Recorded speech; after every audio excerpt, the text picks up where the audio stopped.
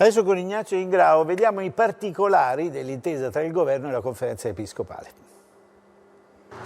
Si entra nella fase 2 anche per le funzioni religiose sospese dal mese di marzo. Firmato il protocollo di intesa tra il presidente della CEI Bassetti, il premier Conte e la ministra dell'Interno Lamorgese, con le regole per tornare a celebrare le messe. Obbligo di mascherina per tutti i fedeli, numero limitato e rispetto della distanza tra i partecipanti alla funzione religiosa. Luoghi e oggetti dovranno essere igienizzati. La comunione sarà distribuita nella mano dal sacerdote, munito a sua volta di guanti e mascherina.